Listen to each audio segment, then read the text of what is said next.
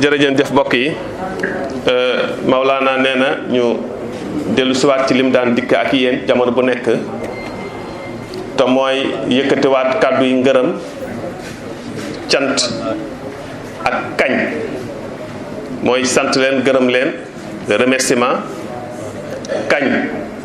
mooy ne waa leen góor li ngeen nekk loolu la mooy tagg leen mais teg ci nag yi nga xam ne moo la ci def mooy encouragement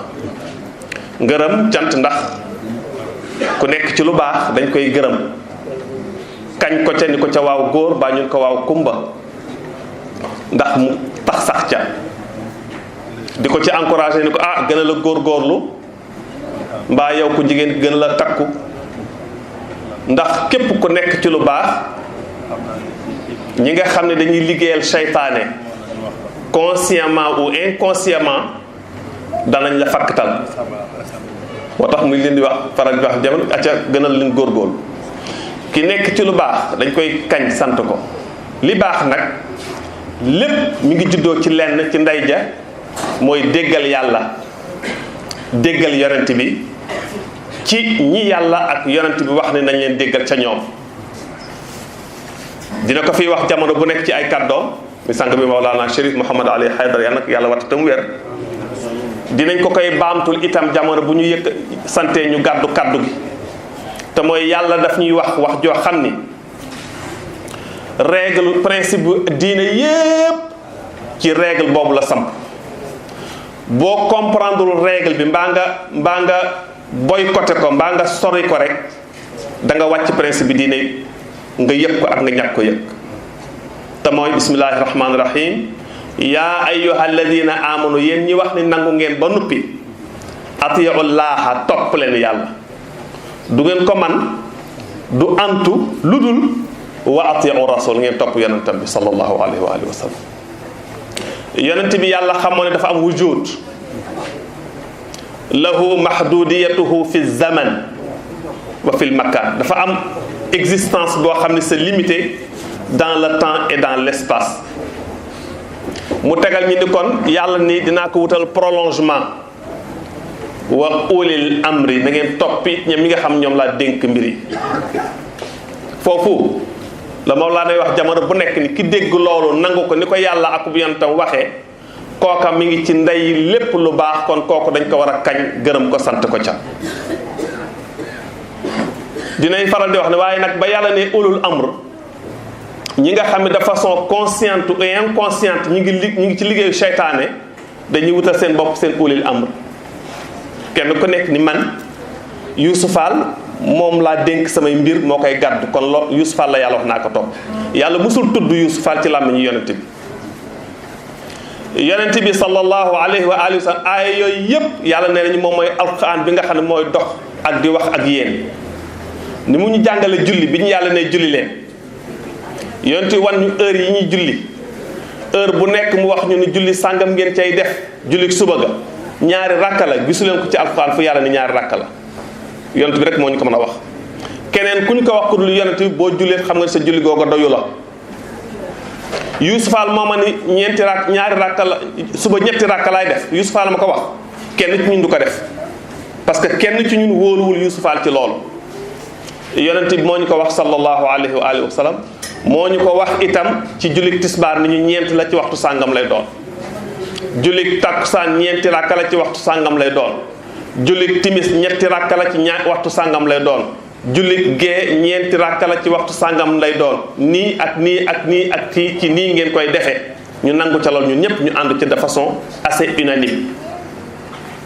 ci loolu la dikkeewaat bi yàlla ne ulil amr moom kott moo ñu mën a wax ñii ñan lañu te wax nañu ko mu ni ñu ba ko saxaaba yi laaje ridwanullahi taala alayhim te ka ca jiitu woon di Salmaanul Farisi mu baax moom ngeen xam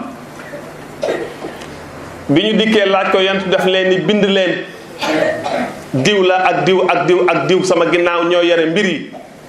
mooy Ali ibn Abi Talib la su ma fi jógee mooy yor lépp moom la ko yàlla dénk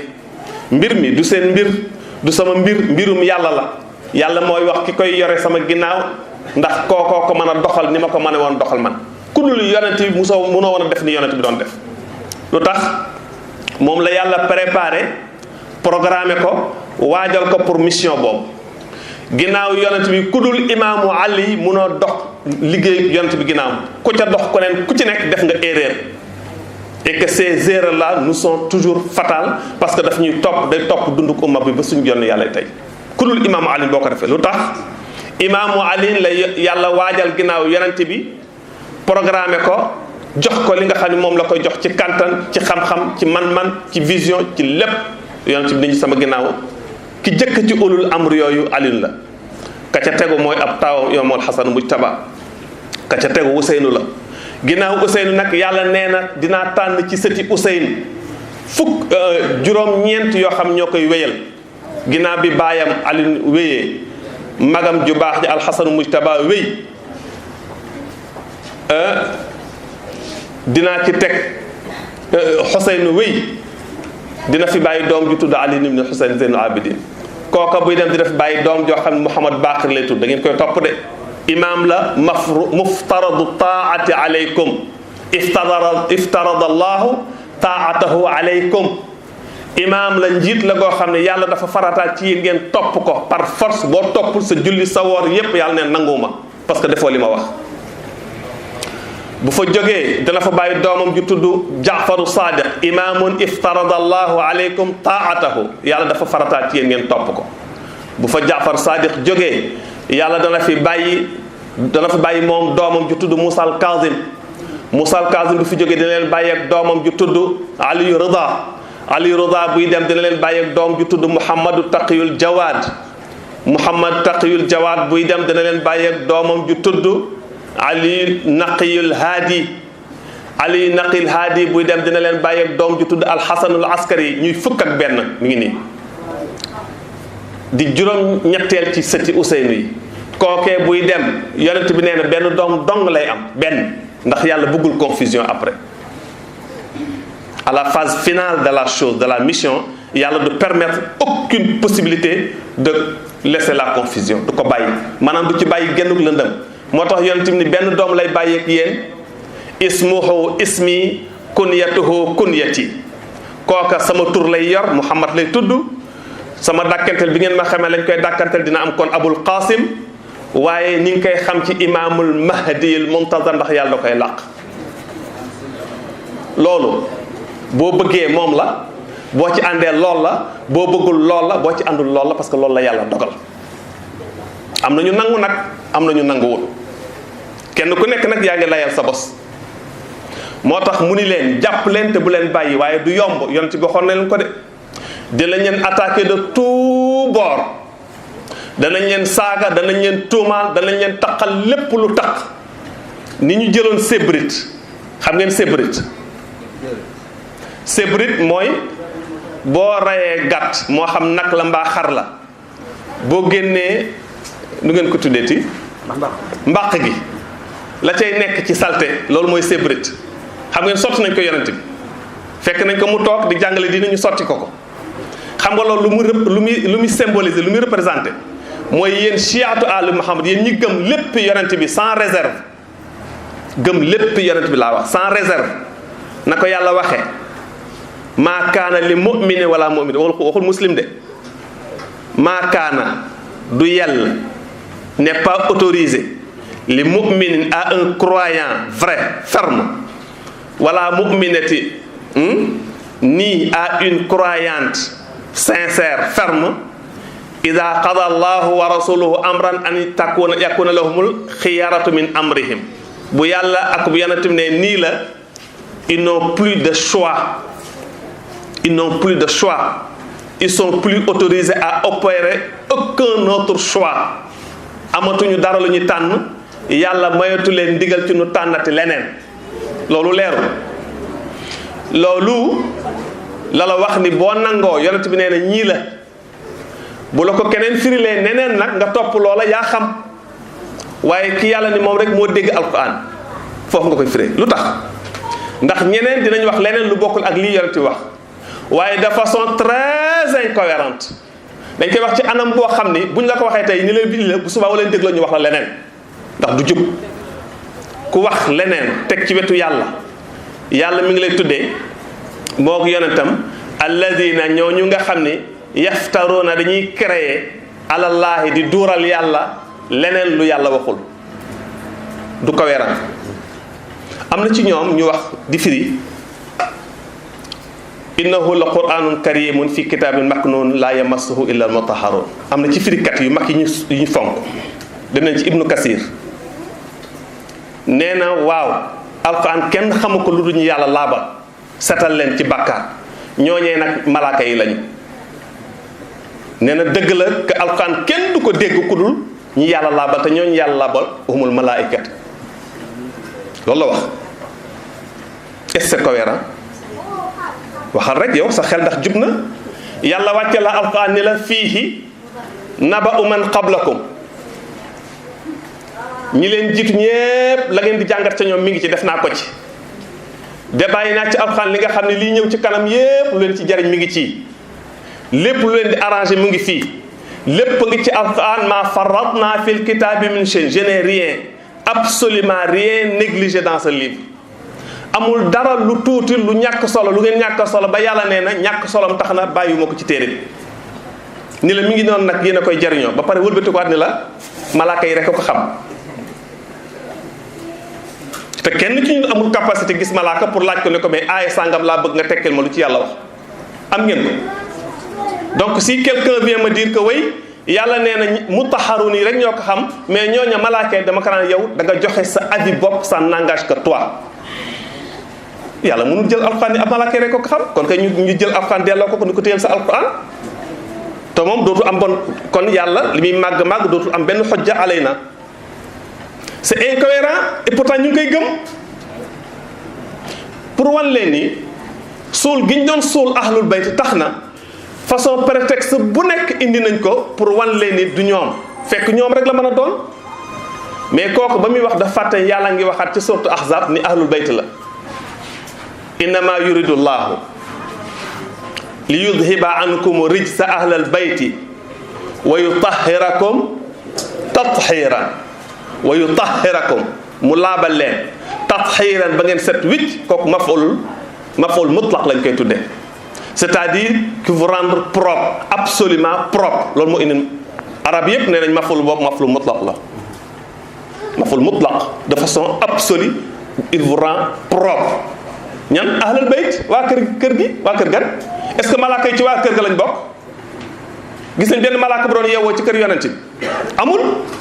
ñu ni ñu nag quelqu'un parmi les plus respectés parmi les exégètes mufassirun ki ñu ci gën a respecté nga xam ni saa bu waxee en tout cas fii suñu réew ñëpp ni moom loolu la wax lii la wax c'est une erreur. ay boroomi xam-xam lañu ay jàmbaar lañu góorgóorlu nañu mais am na ci fenn foo xam léeg-léeg seeni wax nekkul maasum moo tax yàlla bëgg ku maasum. ñii nag la yàlla wax ni ñoom la ñii la léeg-léeg ñu ñëw naan way chia yi dañu exagérer dañuy créer seen bopp seeni imam gis nga sax jël nañ imam yépp après Hassan ak Ousseyn te Hassan moo mag mooy taaw ñu jël imam yépp def ko sëti Ousseyn pourquoi pas doomu Hassan léegi nag kon doomu Hassan tekkiwuñu dara ñu leen aha doomi Hassan ñoo tekki ñoo jur sang bii toog ku ko fi gën ci réew mi ku ko fi gën a engagé ci diine maama bi ci réew mi ku ko fi ëpp utilité pour l'islam ci réew mi y en a pas suñ neexee wax ko in kaana cheikhukum indakum qamaru fa cheikhuhum indahum qamaru ci moom laa ko doon dégg ci laa ko jëkk a dégg mu jële ko ci waajuram mu tedd bu baax wa Chérif Al Hassan qaddasallahu sirrahu aha kay imaamul Hassan jur nañu baax lool ay awliya nag ay kommal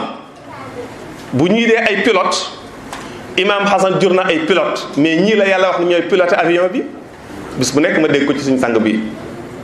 imaamu Hassan moo ñu indil Cheikh na Ahmad Tidiane radiallahu taala anhu ak ñeneen ak ñeneen ak ñeneen ak ñeneen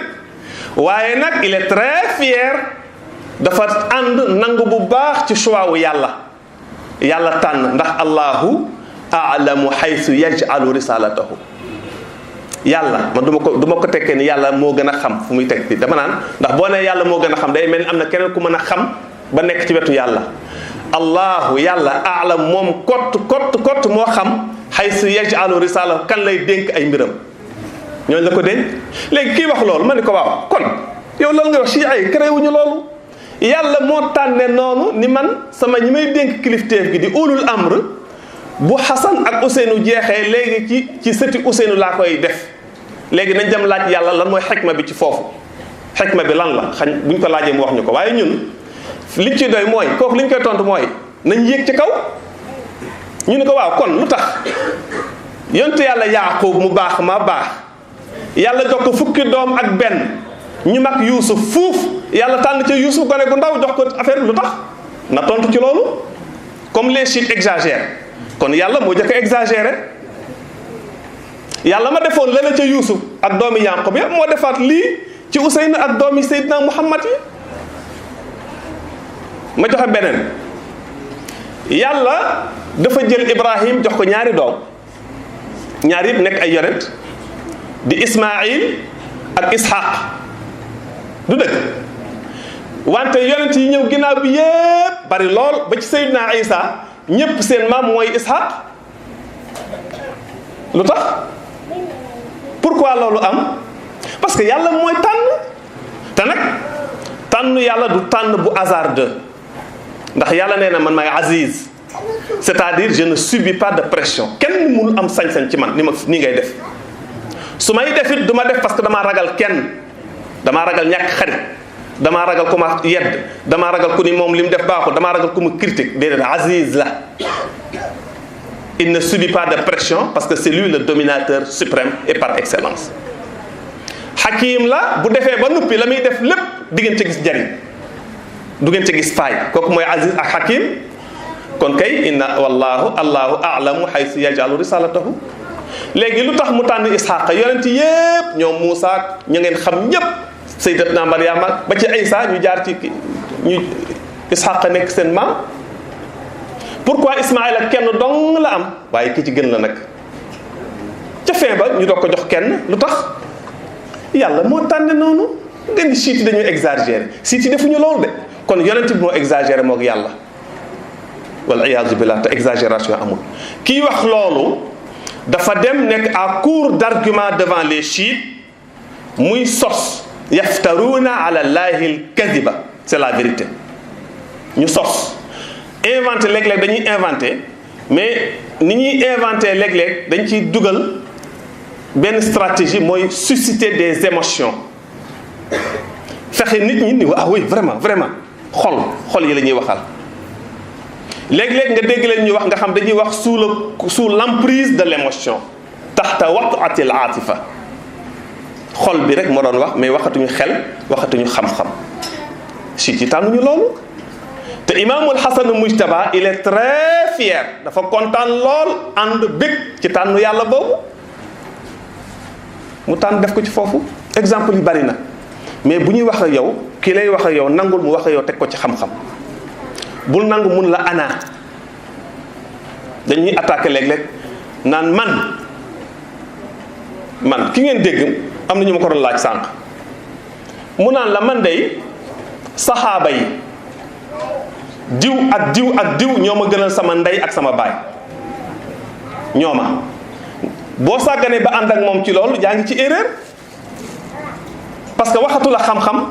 waxu la waxu yonent bi waxu la waxu yàlla il te dit son sentiment lui son choix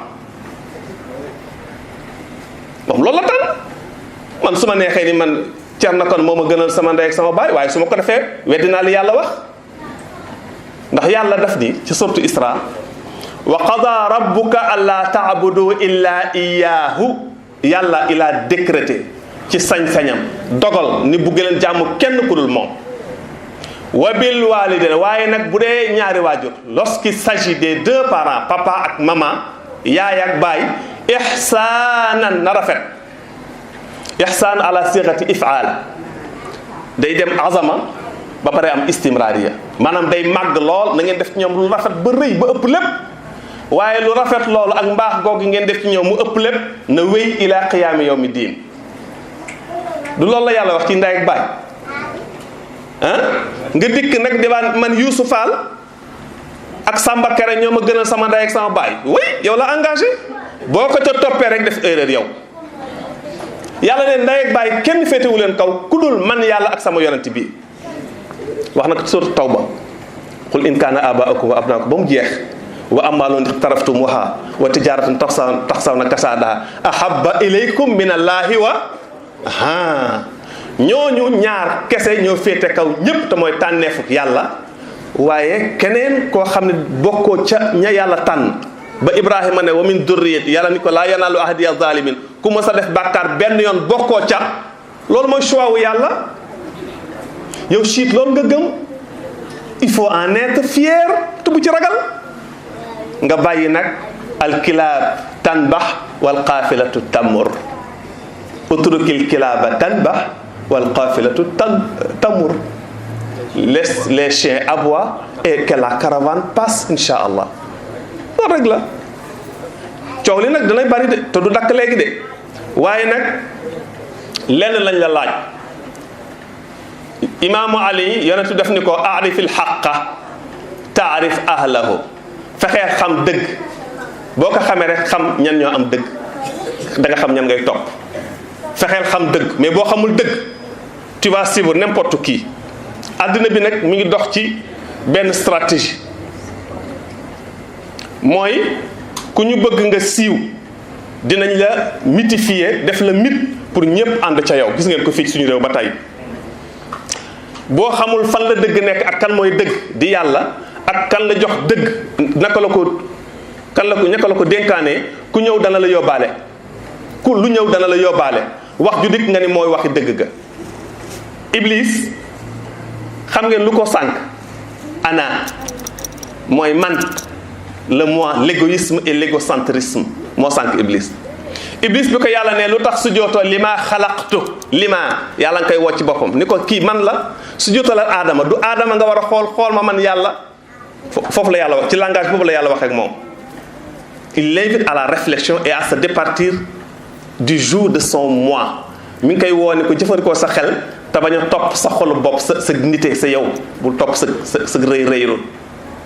mun ko maa manaaka an tasjud li ma xalaqtu bi yadi li ma man maa la woo te man maa defar maa ko liggéey kon lii dafa am sacralité bi ma am man yàlla Iblis tontuwu ko ci xam-xam tontuwu ko ci lim ko woo Iblis dafa wane boppam ni ko ana man moi xayrun minhu maa ko gën koo dégg mu naan la man moytu ko waxatul xam-xam ñun jullit suñuy leeral di jàngale amuñu droit ku ci wax man génn nga règle bi dañ naan yàlla yonent bi nga def ay taxqiqaat def ko ay analyse settantalal ko ki ngay waxal ba jox ko loo xam ne ci xelum boppam dana ca mën a sukkandiku jàpp ca bu dee lu wóor bu dul lu wóor mu bàyyi ko fa moo tax yàlla ni fa man shaa fal yu'min wa man shaa fal yakfur boo gisee loola doy jëlal bu la doyul ba fa forcé wu ma kenn na la doy mooy lan na leer ci yow ndax dama laa jox outil boo xam ni mooy xel sa lépp ma nga ca boo ko jëfandikoo rek di nga gis dëgg gi parce que dinaa la ko wan afalaa yatadabbaruuna alqur'ana am ala qulubin aqfaluha ku sa xel tëjuwul buñ la waxee alquran daa ko dégg il faut faire très attention il faut faire très attention nit ñaa ngi ñuy attaqué partout boo waxee ñu ne chia te chia kenn gënu ko dara gën te sell Sénégal nag boo nee chia rek ñu ne qui t'a influencé ma fille me le disait tout à l'heure papa pourquoi boo rombee chi nit bu la ko ne chia mu la on t'a influencé ne bu la ko man ko bu ñu la ko waxat neel c'est Allah et son prophète qui m'ont influencé garde ça comme ta réponse Sénégal boo nee chia la ñu ne tu as été influencé yow xanaa da ngaa réer ñooñu baaxuñu alquran di ñu nettali te alquran lépp ñu nett daf ñu ci jàngaloo yonent yàlla Moussa xam ngeen ni bari na lu yàlla nettali ay mbiram ci alquran ab secret ngi ci xañ na dina ci ñëw benn bis génn di dox soxla ci ndigalal boromam yàlla ni ñu bi mu génnee dafa gis ñaari nit yuy xeex yàlla ni kaay leen ma daal ñu jox identité ñaari nit ñoo yépp lu mu ñu wax haada kii de kenn kii min shiatihi dañu bokk ci shiay Moussa wa haada kii ci des nag min aduwihi dañoo bokk ci nooni Moussa qu'est-ce qu'on en déduit lan la ciy déggee kon ñaar moo am par rapport ñaari relation rek lañ mën a am suñu diggante ak suñu yonent bu mu ci mën a doon ou ñu bokk min shiatihi bu ñu bokkul min shi'ati rek ñoo ngi min aduwihi, parce que yàlla waxul ne y a une troisième position possible, amul beneen ñetteelu taxawaay bu mën a nekk foofu. ñun la chia baaxul, ah kon xamatuma lu baax. beneen bi yonent yàlla Ibrahima alayhi salaam yàlla di ñu wax ci moom, di ñu wax di ñu nettali taarixu yonent yi ba egsi leen wa inna min shi'ati bokk na ci ay shi'a, ñu ni ci shi'a yonent yàlla Muhammad ak imam Mahdi la, ñu ni ci shi'a Nuux, waaw nañ ko def ci shi'a Nuux bokk, d'accord. wa inna min shi'atihi ñu ni bokk na ci ay shi'am Ibrahima xalilullah dina doon lu baaxul. boo ko xalaatee c'est que comprendre loo yow boo dikkaatee naan shi'a baaxul yaa ngi ŋàññi yàlla sans en être conscient te yëgoo ko. yàlla ni moo fi gën te xoolal bi mu waxee Ibrahima daf bokk ci shi'a yi daf ni munu ca woon a bokk nag illa bi xal lama atallaaha bi qalbin salim, ba yàlla xoolee xol ba mu fees dell ak mbëggeel ci yonent yi, fees dell ak jub, fees dell ak déggal yàlla nangu ak shi'a. ñu la shi'a baaxul te boo nee shi'a rek ñu la yow tu as été influencé, il faut éviter ces gens là, il faut nangam ñooñu baaxuñu. mais on ne réfléchit pas, xalaatuñu, xamuñu li xew, parce que tur bi dañ ko yàgg a chargé. moo na bañ koy chargé de ci jamonoy Muawiya, waaye nag bu mu leen metti de kilifa gi yàlla wax ni ku gëmul wilaayam doo dugg aljana parce que du ma nangu sa jul ak sa weer. décrété nañu pendant 70 ans ci li gën a néew ci at yi ñu wax